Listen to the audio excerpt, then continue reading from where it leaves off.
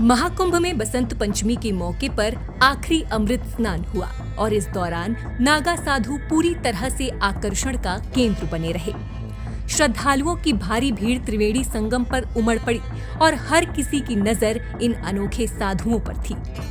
नागा साधु अपने ही अलग अंदाज में नजर आए। कोई तलवार लहरा रहा था तो कोई भाले और त्रिशूल के साथ अपने हुनर का प्रदर्शन कर रहा था।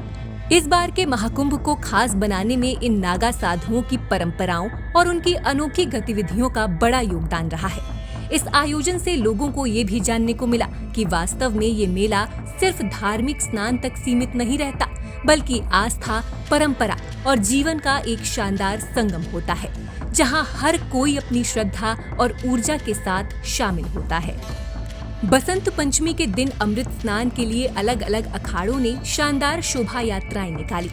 नागा साधु कभी घोड़ों पर सवार होकर तो कभी पैदल चलते नजर आए। उनकी जटाओं में फूलों की मालाएं थीं, शरीर पर भभूत लगी थी और हाथों में त्रिशूल, तलवार, भाले और डमरू थे। जैसे ही ये अखाड़ों के साथ निकले, माहौल ढोल नगाड़ों की गूंज से भर उठा। कुछ नागा साधु तो पूरे मस्त मौला अंदाज में नजर आए। कोई आंखों पर काला चश्मा लगाए झूम रहा था तो कोई श्रद्धालुओं को हाथ उठाकर आशीर्वाद दे रहा था। आम लोग इस पूरे नजारे को अपने मोबाइल में रिकॉर्ड करने में लगे थे। कहा जाता है कि महाकुंभ सिर्फ एक धार्मिक आयोजन नहीं, बल्कि इसे परंपरा, संस्कृति और आध्यात्मिकता का प्रतीक भी माना जाता है। कुंभ में नागा साधु अपनी शक्ति और शौर्य का प्रदर्शन करते हैं, जिससे उनकी कठिन जीवन शैली का अंदाजा लगता है। डमरू बजाते हुए, लाठियां घुमाते हुए और तलवारें चलाते हुए ये साधु अपनी युद्ध कला को भी दिखाते हैं। बसंत पंचमी के दिन भी श्रद्धालुओं के लिए ये नजारा काफी अलग था। आमतौर पर कठोर और गंभीर दिखने वाले नागा साधु स्नान के समय उतने ही मस्तीखोर भी नजर आए। संगम में स्नान के दौरान वे बच्चों की तरह पानी में कूदते और एक दूसरे पर छींटे मारते दिखे।